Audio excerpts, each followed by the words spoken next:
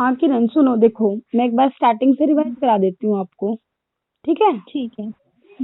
ठीक है। Okay. Exemption available only to individual and HUF. देखो ये जो है ना सेक्शन आपका 54, ये 54 के अंडर जितने भी हैं सेक्शन, ये सारे के सारे सेक्शन आपकी एग्जाम्प्टेड इनकम, एक तरीके से आपको डिडक्शन मिलने वाली है। जब मैंने ऊपर बताया था, आपने लिखा भी होगा किस तरीके से आप कैपिटल गेन या कैपिटल लॉस निकाल रहे हो, ठीक है? हाँ, कैपिटल गेन या लॉस निकाल रहे हो, उसमें से आप सेक्शन 54 को लेस करते हो, तो वही सेक्शन 54 है। ये अलग अलग है, कहीं पर 54 बी मिलेगा, कहीं पर 54 डी मिलेगा, कहीं पर ईसी मिलेगा, कहीं पर एफ मिलेगा, कहीं पर जी मिलेगा, कहीं पर जी ए, जी बी, और एक है आपका डबल ई। तो एक बार तो ये देख लो कितने हैं टोटल, कितने हैं 1 2 3 4 5 6 7 8 9, टोटल है 9। मतलब अभी आपका एक काम हो गया कि हमें कितने पॉइंट याद करने हैं, 9 पॉइंट याद करने हैं। फिर दूसरी 9 पॉइंट याद करने हैं। फिर दूसरी बात, अब हम एक बार फटाफट देख लेते हैं कि कौन कौन से। एक तो 54 है, फिर 54 बी है, बी के बाद डी है, डी के बाद ई सी है, क्योंकि सी रह गया था ना। देखो पहले 54 था, फिर 54 बी था, फिर बी के बाद डी था, फिर ई सी है, ई सी है, फिर एफ है, फिर जी है, फिर जी के बाद क्या है, जी ए है, फिर जी बी है, और फिर डबल ई है। तो एक बार सुना ना। आपने जी ए तक ही कर रखे हैं सेंड मेरे पास। हाँ नहीं, ओके ओके ओके ओके, जी ए तक सेंड कर रखे हैं, जी बी भी सेंड कर रखा ना मैंने। हाँ जी हाँ जी। हाँ ठीक है, मैं ये सेंड कर देती हूँ अभी आपको। जी देखो मिल गए,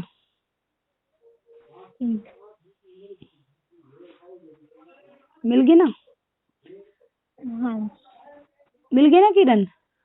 हाँ 54 जी ए, ओके जी बी। हाँ जी। तो देखो अभी आपको कैसे याद करना है, 54 के बाद 54 बी, बी के बाद डी, डी के बाद जी, जी के बाद सॉरी जी कहाँ पे आ गया, डी, डी के बाद ई सी, ई सी के बाद एफ, एफ के बाद जी, जी बी, जी सी, डबल ई। क्लियर?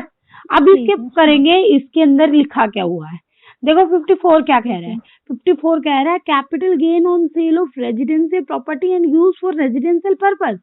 आप किसी घर में रह रहे थे, ठीक है, आपकी कोई रेजिडेंशियल प्रॉपर्टी थी, या जिस घर में आप रह रहे थे रेजिडेंशियल पर्पस के लिए उसका इस्तेमाल कर रहे थे, आपने उसको बेच दिया, बेचते ही आपका अराइज हुआ कैपिटल गेन, मानते हो?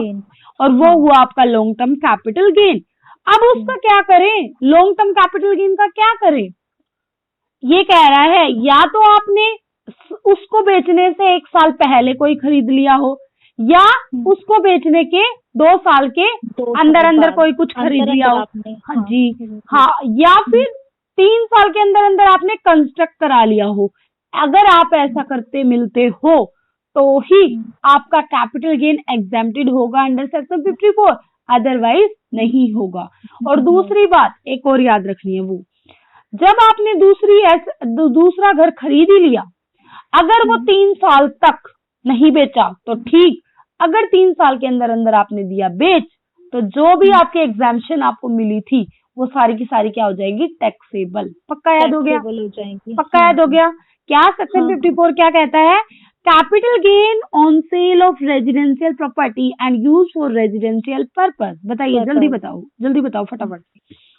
इसमें ये कह रहा है कि अगर जिस घर में हम रह रहे हैं, अगर वो घर हमने बेच दिया और उस बेचने के बाद जो गेन हमें अराइज हुआ, अगर हम अपने बेचने के 1 साल पहले अगर हमने अपना घर खरीदा है, या फिर हमने बेचने के 2 साल के अंदर अंदर घर खरीद लिया, और या 3 साल के अंदर अंदर, हाँ जी 3 साल के अंदर अंदर अगर हमने वो घर कंस्ट्रक्ट करा लिया, तो ही हमारा एग्जेम्प्टेड फ्रॉम टैक्स है। अगर हमने घर नहीं खरीदा तो उसके ऊपर हमें टैक्स पे करना पड़ेगा जी। और एक और बात बताई थी, वो बताओ। आपने बताए थे कि जो हमारा गेन अराइज होगा वो हमें स्पेसिफिक बैंक में डिपॉजिट कराना पड़ेगा। चलो ये तो मैंने कल बता दी थी, ठीक है। हाँ, एक बात और अभी मैंने बताई थी, अगर आप नई एसेट को ट्रांसफर कर देते हो कितने दिन के अंदर अंदर, 2 साल 3 साल के अंदर अंदर अगर आप बेच हाँ, देते 3 हो। साल के अंदर अंदर। बताओ क्या बताया? मम्मी तो आपने कंस्ट्रक्ट वाला बताया था ना कि 3 साल हाँ के अंदर जी, अंदर मैंने हम कंस्ट्रक्ट कर ले, construct हाँ करेंगे। हाँ हाँ मैंने बताया था। फिर मैंने ये भी तो बताया था कि नया जो घर आपने खरीदा है, अगर आपने उस नए घर को फिर 3 साल के अंदर अंदर बेच दिया ना, तो जो भी आपको डिडक्शन मिली थी वो सारी की सारी टैक्सेबल हो जाएगी। ये बात नहीं समझ में आई? नहीं क्लियर? दोबारा बताना। चलो दोबारा बताती हूँ, ध्यान से सुनो। देखो आपका घर था, हाँ आप बिल्कुल अपना घर मान के चलो, मैं अभी बात जो बता रही हूँ वो सिर्फ आपके घर की बात कर रही हूँ। आपका ठीक है। घर था, जो आपका ये घर है वो 10 लाख रुपए का मान लो, राइट? ठीक है। हाँ आपने ये 10 लाख रुपए का घर बेच दिया, फॉर एग्जाम्पल मुझे बेच दिया, राइट? ठीक है। अगर मेरे को आप 10 लाख का बेचोगे तो घर तो मेरा हो गया, लेकिन पैसा किसके पास आया? पैसा हमारे पास आएगा, जी, मेरे पास आएगा। हाँ हाँ हाँ आपके पास गया पैसा। अब जब आपके पास पैसा गया, ध्यान से सुनो, तो हाँ, आपके हाथ में क्या आया? Capital gain, gain. हाँ इनकम कैपिटल गेन। गवर्नमेंट कहती है, इनकम टैक्स डिपार्टमेंट कहता है, आपसे पूछता है क्या आपने इससे पहले के साल में कोई घर खरीदा है? आपने कहा जी हमने ना बेचने से पहले खरीद लिया था, तभी तो हमने बेचना पड़ा, ठीक है? हाँ तो हम कहते कितने का खरीदा? आपने कहा 10 लाख का खरीदा था। तो हम कहते ठीक है, आपके ऊपर टैक्स नहीं लगेगा। आपको क्या मिल गई? एग्जाम्पशन मिल गई। एग्जाम्पशन मिल गई। फॉर एग्जाम्पल आपने 1 साल के अंदर अंदर नहीं खरीदा, तो अब मैं पूछती हूँ, अब मैं नहीं, इनकम टैक्स डिपार्टमेंट वाले, आप इन 10 लाख का क्या करोगे? आप कहोगे कि मेरे को तो दूसरा घर खरीदना है।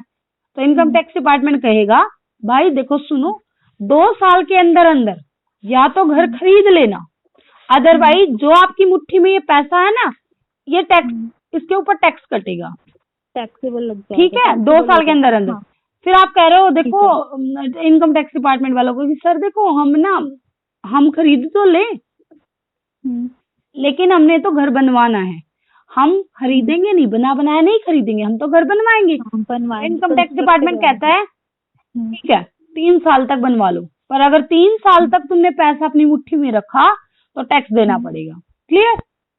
अब फॉर एग्जाम्पल आपने 2 साल के अंदर या 3 साल के अंदर आपने घर बनवा लिया, मान लो आपने 2 साल के अंदर अंदर बना लिया घर, ठीक है? तो आपका टैक्स फ्री हो गया, पैसा कोई टैक्स नहीं लगा उस इनकम पर।